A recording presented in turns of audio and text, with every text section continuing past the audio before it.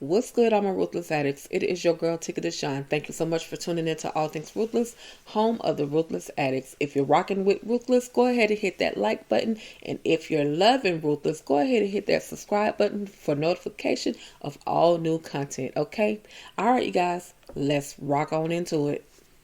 So, Season 3B, Episode 12, entitled Troubling Revelations, and the synopsis reads as follows. Dikahn searches for Andrew. Ruth challenges Marva's authority when a secret about the highest is exposed, and unexpected visitors at the gates put the camps on high alert. So the new episode starts with the highest in the trailer standing over the body of Oliver and Lacey. Now, at this point, I know there was some question on last time around on episode 11 as to whether or not Lacey was going to live. Well, yes, Lacey is living. However, she has been cut by the sword of the highest. And unfortunately, Oliver is dead on top of Lacey. Lacey is begging and pleading for the highest to please forgive her and please, just take him out of there. She doesn't want to be in there with a dead body. But the highest, being the disgusting one that he is, decides to leave the body of Oliver on top of Lacey. Dikahn walks into the trailer and he's there to let the highest know what's going on, that they can't find Andrew. However, they walk out of the trailer, and they're talking, and at first, Dikahn is afraid, of course, to tell the highest what's going on, but he go ahead and lets the highest know, hey, we're looking for Andrew. We still have not found Andrew. We have no idea where Andrew is. And so Dikahn is telling the highest, don't you think it's time for you to, go to your room or go to your trailer and eat? And he's telling the highest, well, let me walk you to your trailer so that, I know that you're safe.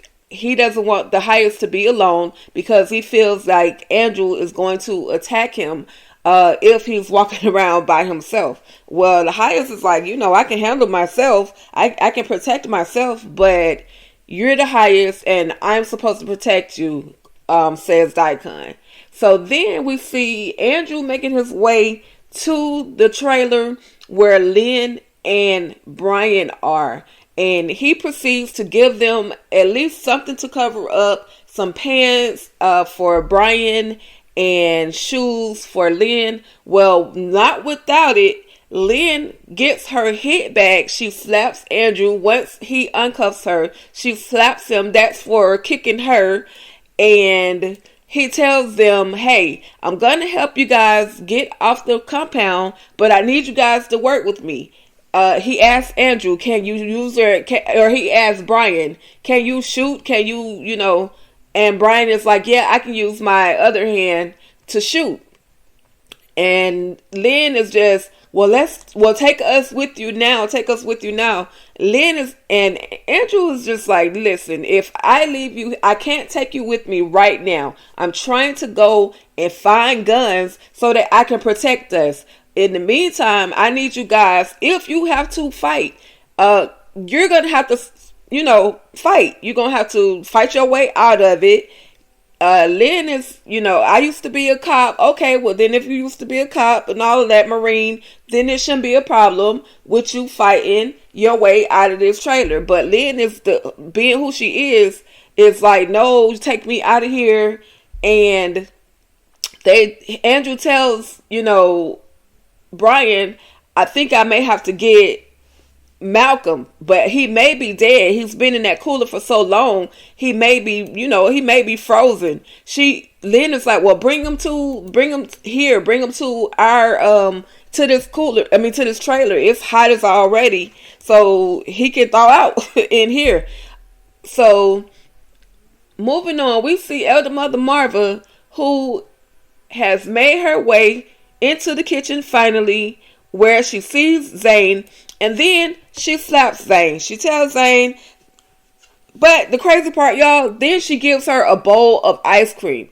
But she slaps her and tells her the slap was for coming to that trailer, but the ice cream was because you came to the trailer to check on me. And they're going back and forth. Oh, I love you and that. But before that, Zane was like, I don't want to eat this ice cream. I don't know if you're trying to poison me and Elder Mother Marva told her, look, if I wanted to poison you, I could, but I'm not going to poison you today. So go ahead and eat the ice cream. So Zane eats the ice cream and she's cool. She's just like, why me? But she's going to go ahead and play along with Elder Mother Marva and her shenanigans. Like I said, Zane, she's just going along with it so that she can survive. It's all about the survival of the fittest at this point. Then we see a little scene where Brian and Lynn discuss leaving that punishment trailer. After Andrew already told them not to leave, Lynn is persistent on getting out of that trailer, and they do just that. She walks out, and then I think it was the mentality of, okay, I need to protect her because she has stepped out of this trailer. Brian follows her. So then we see Elder Mother Marva and Ruth in the kitchen, and Ruth is like, I need to know what you're putting in the Highest's food.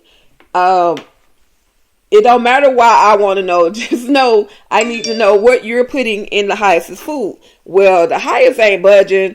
She's not trying to let nobody know. Of course, we know she's putting medicine in there. And Ruth even tells her, I know you're putting something in there, but what exactly is it that you're putting in there? So Elder Mother, of course, she's not budging with her answer. But Dikahn shows up and says, he basically tells, he's pissed off he's not feeling Ruth today. He all over the place in his feelings. He got so much going on. And then for him to see Ruth is just agitating him. But he talks to Marva after they tell Ruth to get out the kitchen. Get out the kitchen because you don't belong here. He tells Marva, go ahead and hurry up. Do what you have to do. Fix the Highest's food.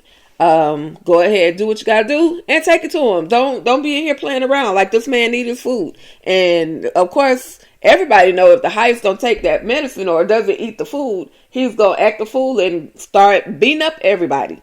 So anyway, Dikahn walks out of the kitchen trailer, and where he sees Ruth in the pavilion, he talks to her and keeps reminding her that I will gut you from your box to your throat. Like, that's his ultimate threat.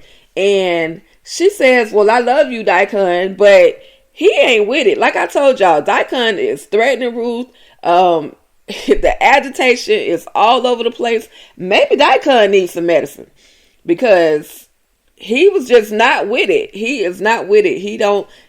She can't make him smile at this point. So Dikahn leaves the pavilion where Ruth is standing, and in walks River. And she is like, not as if I already don't have enough going on. What do you want? And River is just, talking to her, talking about getting the money, talking about killing people. River is just he's on one tonight, but he can't make any moves because he doesn't have any money to make any moves.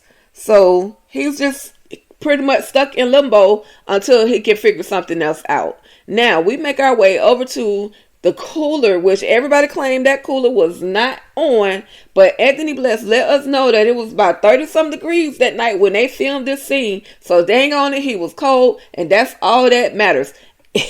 And so Andrew goes over to the cooler and gets Malcolm out of the cooler. Now, out of all people, of course, we just knew Andrew wasn't messing with Malcolm, but Andrew being Andrew needs some soldiers. And he gets Malcolm, he drags him out of the cooler, he puts him on the side of the ground where Malcolm can barely talk, barely move. He's saying that his hands are frozen, he can't feel his hands, he can't feel his toes, he can't really feel anything, and he can't move. In other words, he needs to thaw out.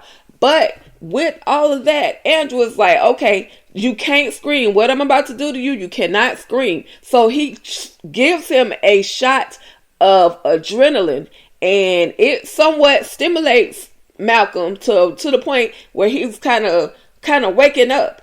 And with all of that, Andrew tells him, hey, I gotta leave you here for now. Crawl your ass up under that, excuse my language, y'all, but crawl yourself up under that that bus, thaw out, and I'll be back. And Malcolm is like, leave me with a gun. And Andrew is, oh, I need to go get some more weapons. But he was like, no, I know you got a gun. Leave me with your gun. And Andrew says, how am I gonna leave you with my gun? And you just told me you can't even feel your fingers. But Malcolm is like, I got it. So the adrenaline shot works. It helped enough. Now Andrew is on a mission. He's going to go look for some more guns. So he's building his army, y'all. I told y'all he was building the army, trying to gather people that can help them fight their way off of the Rakadushi compound. Now, Dikahn, Manny, and Lewis, they're standing around talking, and like I told y'all, Dikahn was getting agitated. So Dikahn said, have you found him? And Manny was like, well, we looked everywhere. Well, if you looked everywhere, you would have found him by now, says Dikahn. So with that being said, Dikahn hands off a round kick to the abdomen to Manny. My question is this. If y'all look at this picture, Manny is like 2 sizes bigger than Dikahn. Why is he letting this man bully him? I know he's Dikahn, but why is he letting him bully him like this? He could have taken Dikahn out at any point. So anyway, you guys, we see Lynn and Brian after the trio walk away. We see Lynn and Brian making their way from around the trailer. Lord, protect them. That's all I can say. Then we have it where Elder Mother Marva has finally made her way to the kitchen to take the highest his food. She got this big old country grin on her face. Then he lets her know, hey, Elder Mother Marva, I apologize. Thank you for my food, but I apologize. And thank you for the food. I apologize. And I'm going to give you your challenge. You said that you wanted to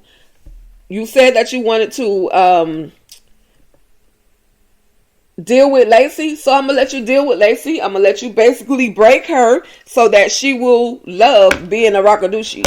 Okay? She has, like I said, she's got this, Elder Mother has this big old grin on her face, and she is just too excited. Now, we see Andrew has made his way to a truck where he can gather a few guns. He gathered his bag as well as his shotgun and this other gun, this semi-automatic gun that he takes out of this van. But prior to that, Dikahn says to Manny, I think I know what he's doing, which is what I said, y'all. I think I know what he's doing. He's trying to build a crew of people that he can use to help get themselves off of the Rakadushi compound. Help fight us. And Manny says that could be deadly. Yeah, it can definitely be deadly, but for who? Because it's more of you guys than Andrew and the army that he was trying to create. So they head over to the cooler where Malcolm is supposed to be. And of course, Malcolm is gone. But they don't even know. This is how bad of soldiers they really are. Because all they had to do is literally look underneath this bus, and they would see that that's where Malcolm has hidden himself. But anyway, they realize, okay, now we got a fight on our hand because that is so far it's 2 or 3 to our, whatever number that we have. So then we have Dikahn. Dikahn had to scratch his head, y'all, because he runs over to the trailer where Lynn and Brian are supposed to be, walks in, and of course, they're not there. They're gone. Now, we already knew. We already knew that they were going to be. Like I said, I felt like Andrew was going to build him a little army, and that's exactly what he did. So Dikahn has to go over to the highest once again and give him all the bad news that everybody has ran away. They can't find Andrew. They got to be somewhere on that compound, but they just don't know. He just don't know exactly where. So then the highest goes underneath the bed. So the highest is protected. The highest ain't worrying about nothing. And plus, his medicine has kicked in. River was in there before Dikahn went in there. And River, the highest didn't want to see River that night. He was good on River. No need to see River that night. But River's like, do you want me to leave since Dikahn is in here? River, and the highest said, no, you can sit here and listen. And you're fine. So that's when Dikahn tells the highest that it's a lot of stuff going down on this compound.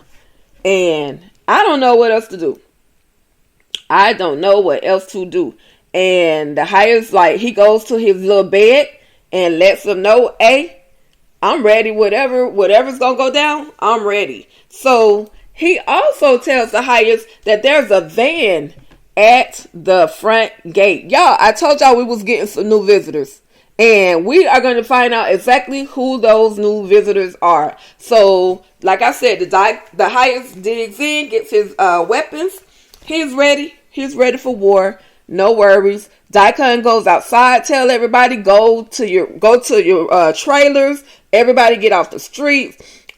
They don't have streets on the Rockledge compound. It's all rock land. But anyway, that's what Dikahn said. Go get off the streets. Get off the streets. Everybody get off the streets. So everybody scattering, going to where they're supposed to be. River makes his way over to Joan in the finance trailer. Tells her, hey, he's hiding out in there. We need to get down low because if they start shooting, you don't want to be standing up and get shot in the head. And then we see a scene where there's big old black van, this big old black truck, look like a UPS truck, pulls up to the front gate. And that's it. That's the end of episode 12 from season 3B. What are you guys' thoughts? Who do you guys think is in that van? Let me know your thoughts, you guys. And in the meantime, your girl will be back with episode 13, okay? All right, you guys, don't forget to hit those like buttons. Don't forget to drop those comments below. Let me know your thoughts. With that being said, thank y'all so much for tuning in. And you guys stay ruthless.